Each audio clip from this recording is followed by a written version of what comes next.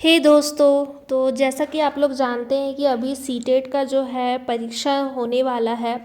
तो इसी वजह से हम जो है वो अब सुबह उठने का बहुत कोशिश कर रहे हैं। तो देखिए हम यहाँ पर ठंडा में एकदम सुबह सुबह उठ गए हैं और मन तो नहीं होता, लेकिन क्या करें, पढ़ाई भी तो करना है ना। तो अभी हम तैयारी कर रहे हैं सीटेट का, और 2026 में हमारा एग्ज़ाम आने वाला है। और कौन कौन आप लोग कर रहे हो, आप लोग कमेंट करके ज़रूर बताना। तो हम शेयर करने वाले आप लोगों को रूटीन अपना। तो यहाँ पर आप लोग देख ही सकते हो कि हम यहाँ पर जो है वो तैयारी कर रहे हैं। और ये हम कर रहे हैं सीडीपी का अपना रिवीज़न। और गाइस, पता नहीं इतना रिवीज़न करने के बाद भी अंदर से संतुष्टि नहीं मिल रहा है। एक होता है ना, ऐसा लगता है कि कहीं ना कहीं कुछ ना कुछ चीज़ जो है वो छूट ही जा रहा है। तो इसीलिए मैं क्या कर रही हूँ कि बार बार अपने नोट्स को देखे जा रही हूँ, ताकि मेरा कोई चीज़ जो है वो छूटे ना। ऐसा बहुत लोगों के साथ होता होगा, आप लोगों के साथ भी होता होगा।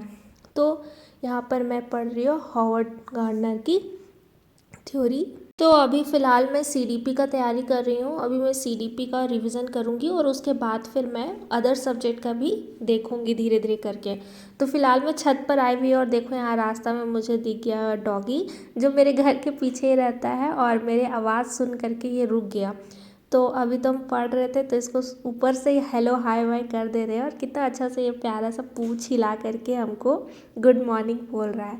तो बहुत ही प्यारा है, इसको देख के लगता है बस खेले इसके साथ, लेकिन वापस आ जाते हैं क्योंकि पढ़ाई भी करना है। तो बहुत लोग जो है ना वो जानना चाह रहे थे कि मेरा मॉक टेस्ट में अभी कैसा नंबर आ रहा है। तो सीरियसली गाइज, ये मॉक टेस्ट के बारे में अभी आप लोगों को हम बताएंगे। अभी हम मॉक टेस्ट दिए नहीं हैं, जब देंगे तो आप लोगों को ज़रूर बताएंगे।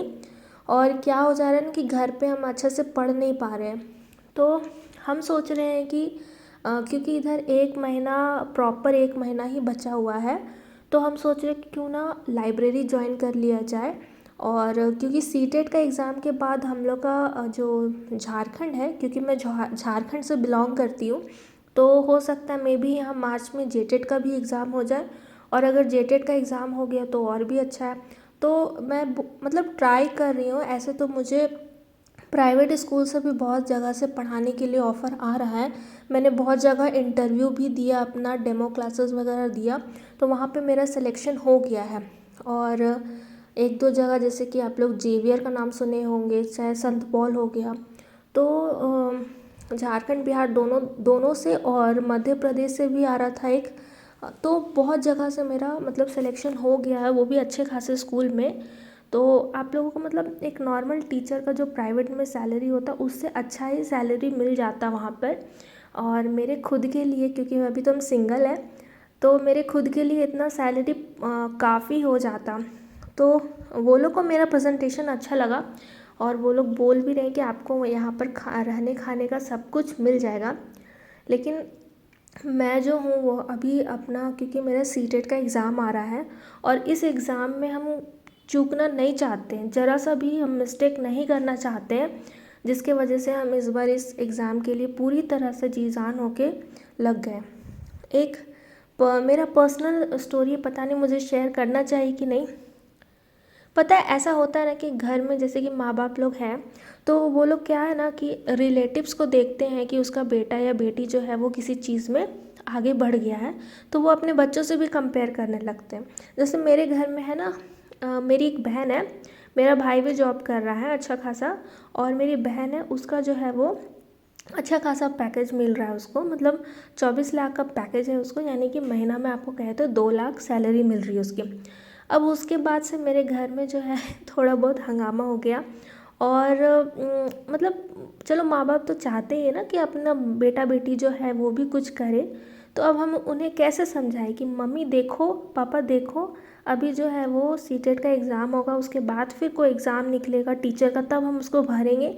तो ये एक लंबा प्रोसेस होता है, जिसमें खुद भी जो है सब्र नहीं रख पाता है स्टूडेंट्स। तो फिलहाल हम यहाँ पर प्रैक्टिस भी करते जा रहे हैं दोस्तों। और अभी हम कर रहे हैं सीटेट का टैग वर्ड्स, जो कि बहुत इंपॉर्टेंट है। जो लोग भी सीटेट का तैयारी कर रही है, टैग वर्ड्स अगर अपने दिमाग में अगर आप लोग एडजस्ट कर लेते हो, तो क्वेश्चन सॉल्व करना इजी हो जाएगा। तो खैर, मैं बता रही थी कि बस उसी को चीज़ को लेकर के हमारे घर में भी थोड़ा बहुत झगड़ा हो गया।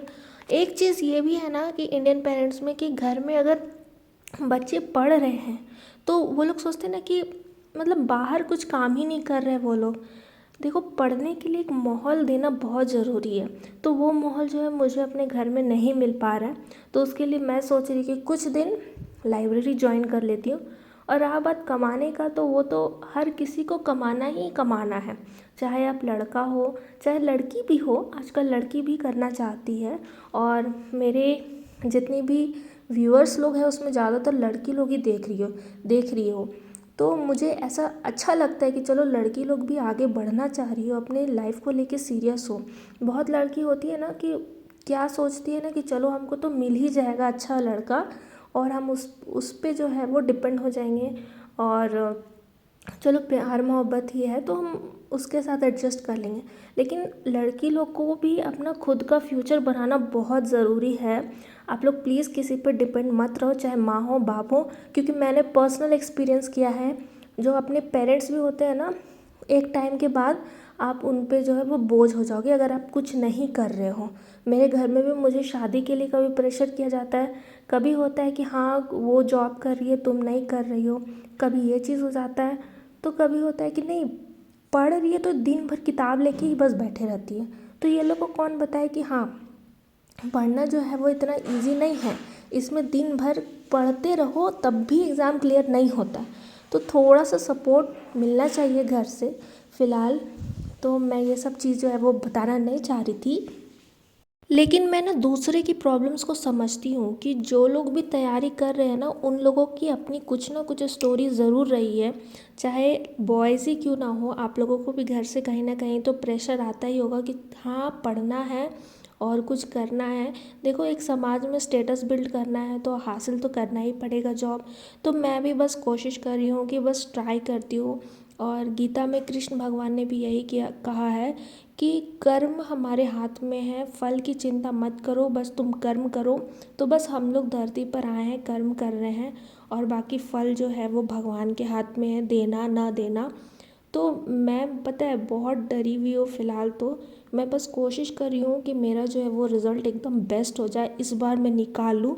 तो मैं कोशिश करूँगी जल्द से जल्द मैं लाइब्रेरी ज्वाइन कर लूँ, जितना हो सकेगा मैं घर पे पढ़ लूँगी। और यहाँ देखो मेरा पेन जो है वो ख़त्म हो गया है आज, तो कल मैं जा कर के पेन ख़रीदूँगी। और अब मेरा जो है वो लास्ट है थोड़ा बहुत। देखो, मैं सीटेट का पेपर 1 भी दे रही हूँ क्योंकि मैं डीएलएड की कर रही थी ना, तो डीएलएड का अभी जो है वो रिज़ल्ट मतलब हैंड टू हैंड नहीं मिला है। तो मतलब हमें रिज़ल्ट पता चल गया है कि हमारा नंबर कितना आया हुआ है, लेकिन अभी कॉलेज की तरफ से नहीं मिला है, तो वो आना बाकी। और यहाँ सर जो है वो हंसी मजाक करके पढ़ा रहे। तो आज का जो है मेरा क्लास बस यहीं तक ख़त्म है, और थोड़ा बहुत मैं रिवीजन कर रही हूँ। पेपर 1 का है ये ईवीएस का। और कौन कौन पेपर 1 दे रहे हो, कौन कौन डीएलएड से हो, कौन कौन बीएड से हो, दोनों बताना, क्योंकि हम लोग पेपर 1 और 2 दोनों देने वाले हैं। पेपर 1 में ईवीएस रहेगा और पेपर 2 में मेरा एसएसटी रहेगा 6 to 8। तो गाइज़, आई होप कि जो लोग भी तैयारी कर रहे हो वो लोग का निकल जाए। आप लोगों से फिर मिलेंगे नेक्स्ट वीडियो में, तक thanks for watching and subscribe कर देना।